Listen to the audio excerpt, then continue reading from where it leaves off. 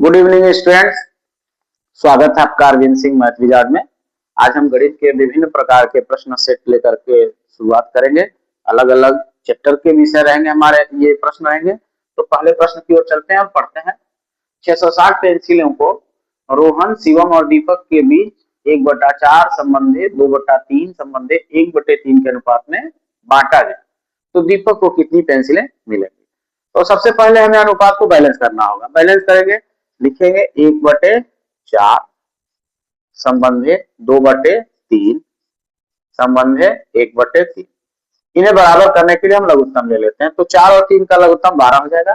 पहाड़ आ जाएगा 4 तिहाई 12, 3 एकने 3, 3 चौको 12, 4 दूना 8 और 3 चौको 12, 4 एकने 4।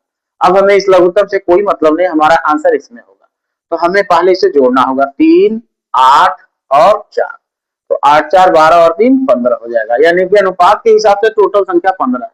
तो लिखेंगे कि अगर हम 15 को उठाते हैं तो हमें जो है अंतिम व्यक्ति दीपक को देते समय कितनी पेंसिल देनी पड़ रही है? 4 पेंसिल देनी पड़ेगी, जबकि ओरिजिनल हमारे पास 660 की मात्रा है।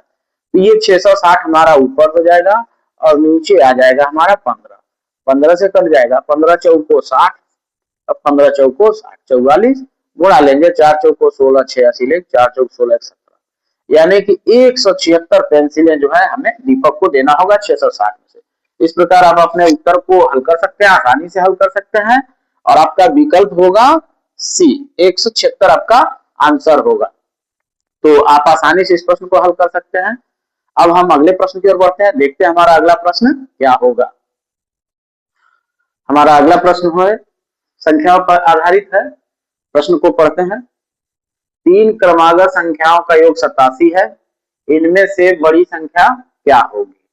तो क्रमागत का मतलब है कि लगातार जो गिनती हमारी चलती है वो लगातार। तो 87 तीनों का योग है। अब हम इन्हें सबसे पहले सिंबल में लिखेंगे, कैसे? तो फर्स्ट, सेकेंड और थर्ड, यही हमारी 3 संख्याएं हैं।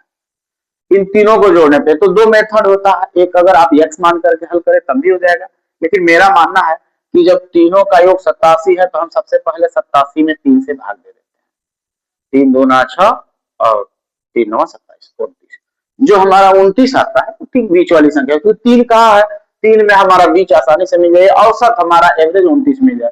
तो अगर हम यहाँ 29 रख देते हैं और हमारी संख्याएं क्रमागत है, तो एगो बैक हो जाएंगे तो पहली संख्या 28 हो जाएगी, और एगो आगे बढ़ जाएंगे तो हमारी अगली संख्या 30 हो जाएगी।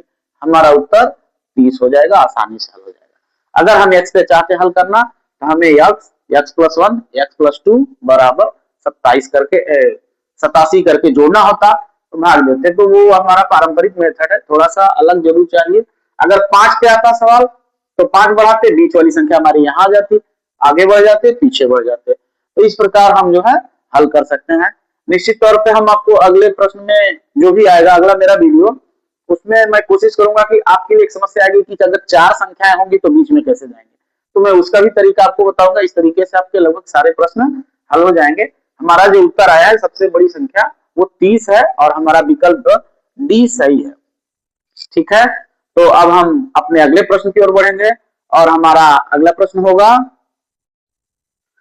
तो हमारा अगला प्रश्न जो है समद्विबाहु त्रिभुज पे है और कोई बहुत कठिन इसे नहीं माना जाएगा क्योंकि पढ़ने भर का है।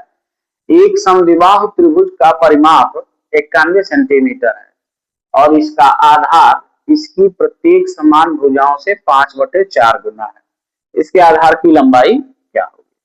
तो हमारे प्रश्न में सबसे मेन लाइन है समद्विबाहु त्रिभुज। समद्विबाहु का मतलब है 2 भुजाएं इसकी सम माने समान होंगी, यानी कि अगर हम इसे बनाएं तो हमारी कंडीशन कुछ ऐसी होगी, 2 भुजाएं इसकी बराबर हो जाएंगी और ये भुजा हमारी आधार वाली बड़ी हो जाएगी। आधार की लंबाई ही पूछा है, तो अगर हमें 5/4 के हिसाब से इसे बनाना है तो हम बड़ी आसानी से बड़ी भुजा को इसको 5x मान लेंगे और इन 2 भुजाओं को 4x और 4x मान लेंगे। एकदम जो अंक दिया है उसी पे बैठ जाएगा।